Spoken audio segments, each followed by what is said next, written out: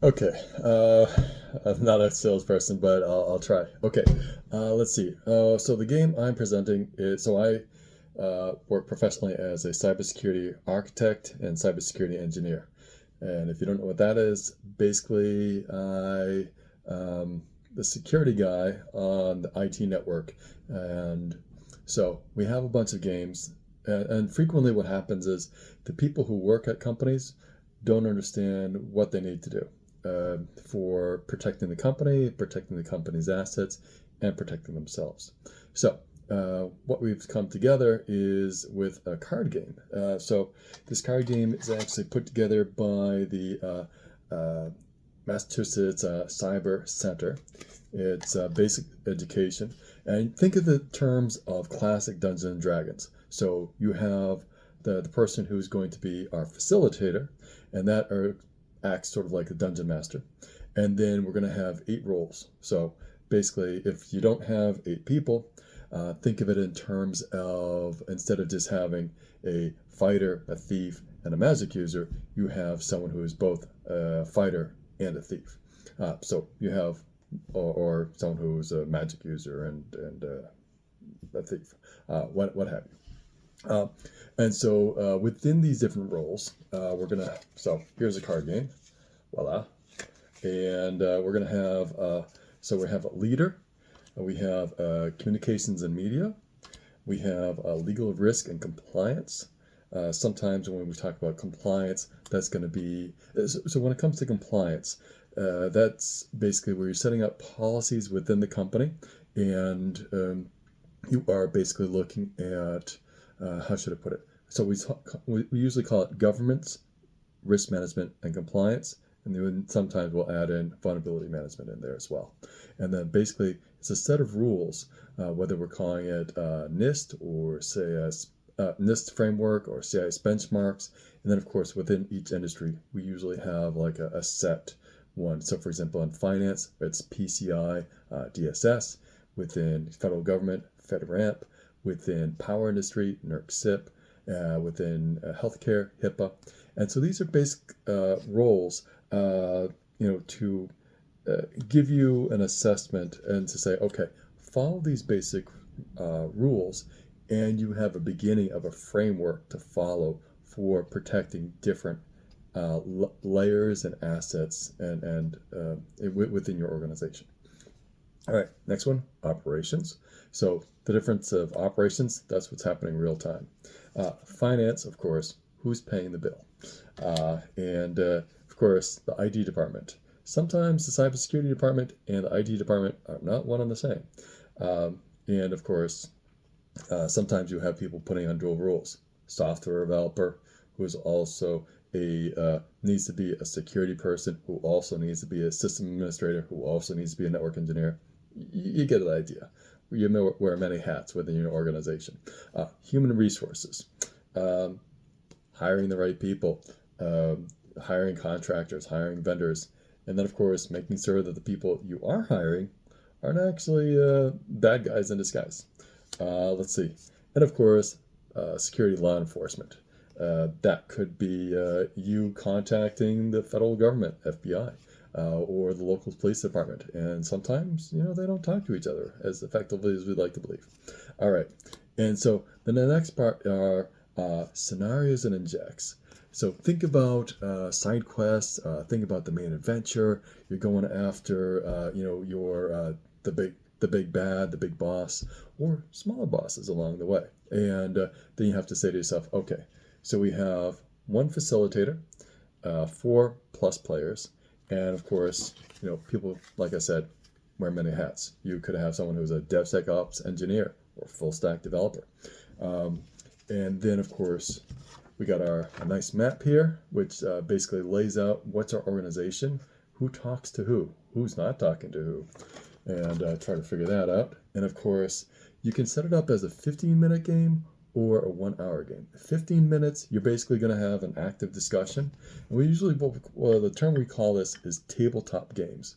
And so that's where you come in with, okay, these are different scenarios, whether it's a phishing campaign or it's different types of injections, and then of course, who's clicking the email? Oh, Bob from accounting.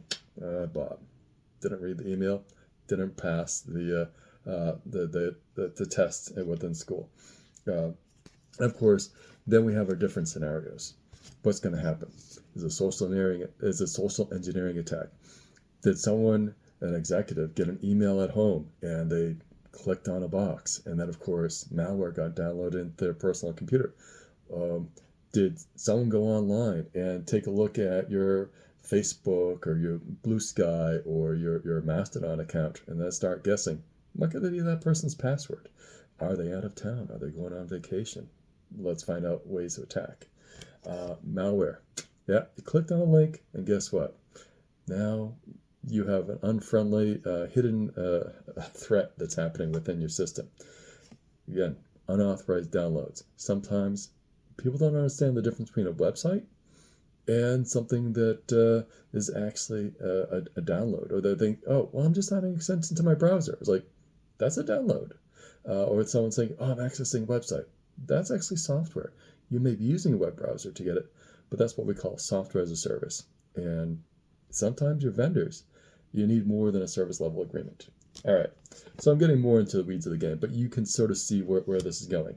And then, of course, what's happening on the business side. So we cover the tech side, but we also have to cover the business side, because sometimes the business people and the tech people don't have the effective communication within your company that you like to believe.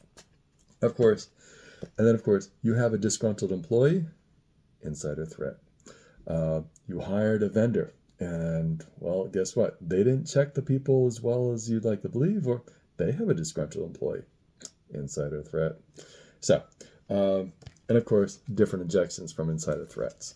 So you can see how we have our game set up by the different roles and the different rules, how we have the different objectives that we can cover.